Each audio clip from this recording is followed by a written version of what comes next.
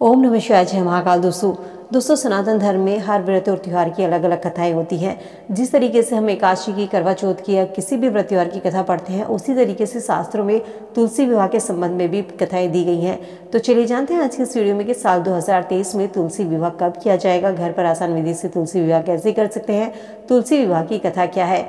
सबसे पहले हम तुलसी विवाह की कथा जान लेते हैं। एक परिवार में ननंद और भाभी रहते थे। ननंद कुंवारी थी, लेकिन वो ननंद तुलसी की सेवा करती, सुबह सवेरे उठकर तुलसी में जल देती, शाम के समय तुलसी में दिया जलाती। लेकिन उसकी भाभी को यह सब फूटी आँख नहीं सुहाता था। कभी कभी तो उसकी भाभी गुस्से में कह देती कि जब भी तेरी शादी होगी मैं तुलसी ही खाने को बारातियों को दूंगी और दहेज में भी मैं तुलसी ही दूंगी। लेकिन उसकी नंद को ये बात बुरी नहीं लगती थी। वो हमेशा तुलसी की सेवा करती रहती। एक दिन जब ननंद की शादी पक्की हो गई तो उसकी भाभी ने बारातियों के सामने तुलसी का गमला फोड़कर रख दिया।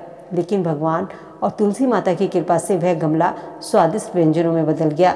गहने के बदले में भाभी ने ननंद को तुलसी की माला पहनाई तो वो माला सोने के आभूषण में बदल गई। वस्त्रों के स्थान पर भाभी ने ननंद को तुलसी का जनेऊ रख दिया और जब जाकर देखा तो वो जनेऊ रेशमी वस्त्रों में बदल दिया।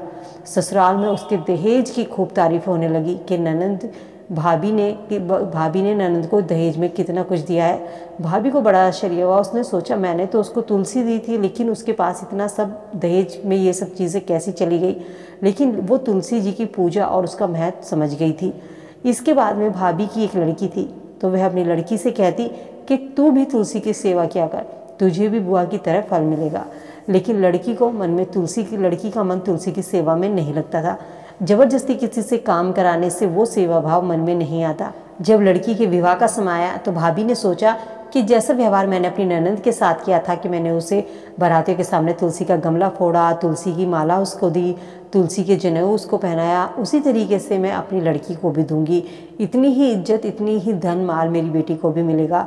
तो उसने लड़की के साथ भी वैसा ही व्यवहार किया। जब बाराती बारात लेकर आए तो बारातियों के सामने उसने तुलसी का गमला फोड़कर रख दिया, लेकिन वो मिट्टी की मिट्टी ही रही, क्योंकि लड़की के मन में तुलसी के प्रति कोई सेवा भाव नहीं था। मंजरी और पत्तों से उसने पहले अपनी लड़की को जनेऊ पहनाया। सभी बाराती भाभी की बुराई करने लगे। ससुराल में सभी लड़कियों की बुराई कर रहे थे। भाभी ननंद को कभी घर नहीं बुलाती थी। तो भाई ने सोचा कि मैं अपनी बहन से मिलाऊं। तो उसने अपनी पत्नी को बताया और सौगात ले जाने के लिए कुछ मांगा कि मैं अपनी बहन के पास जा रहा हूँ, मुझे कुछ दे दो ताकि मैं उसे अपनी बहन को ले जाकर दे दूँ। तो भाभी ने थैले में ज्वार भर कर रख दिया और कहा कुछ है नहीं, यही ले जाओ। तो वह दुखी मन से चला गया। भला बहन के घर वो कोई ज्वार कैसे लेकर जाता। जब बहन के नगर के समीप पहुंचा तो उसने एक गौशाला में गाय के सामने वो ज्वार जो थी वो गाय को खिला दी। तब गौपालक ने कहा भाई, सोना मोती गाय के आगे क्यों डाल रहे हो, गाय सोना मोती नहीं खाती। तो भाई ने उसको सारी बात बता दी और सोने मोती लेकर प्रसन्न होकर वो बहन के घर गया। बहन बहुत खुश हुई। तो हे तुलसी माता, जिस तरीके से आपने ननंद को दिया वैसे सबको देना। चलिए अब जान लेते हैं साल 2023 में तुलसी विवाह कब किया जाएगा। दोस्तों तुलसी विवाह देव उठावनी एकादशी के अगले दिन किया जाता है। देव उठावनी एकादशी के दिन भगवान विष्णु 4 महीने की निद्रा से जागते हैं। हिंदू धर्म में कार्तिक का महीना बहुत ही शुभ माना जाता है, क्योंकि कार्तिक के महीने में तुलसी विवाह शालिग्राम का विवाह कराया जाता है। देव उठावनी एकादशी को प्रबोधनी एकादशी, देव उठावनी 11 के नाम से जाना जाता है। ऐसे कुछ काम होते हैं जो देव उठावनी एकादशी के दिन हमें नहीं करने चाहिए, वरना भगवान विष्णु माँ लक्ष्मी नाराज हो जाते हैं।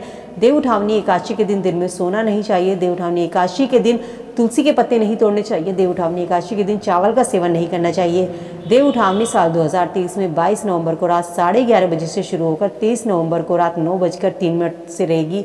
देव उठावनी एकादशी का व्रत 23 नवंबर गुरुवार को रखा जाएगा। व्रत का पारण 24 तारीख को नवंबर को सुबह 6 से 8:15 बजे तक किया जाएगा। देव उठावनी एकादशी के अगले दिन सुबह उठकर जल्दी से घर की साफ सफाई कर चौकी पर भगवान विष्णु की तस्वीर स्थापित करें। इस दिन तुलसी विवाह कराया जाएगा। तो तुलसी विवाह 24 नवंबर को कराया जाएगा। एक पटरे पर तुलसी का पौधा रखें। तुलसी गमला हाथ में लेकर या आपको भगवान विष्णु शालिग्राम को हाथ में लेकर तुलसी के चारों ओर फेरे कराने हैं। भगवान विष्णु व्रत की कथा का पाठ करना है, विष्णु की आरती करनी है, तुलसी जी की पूजा करनी है।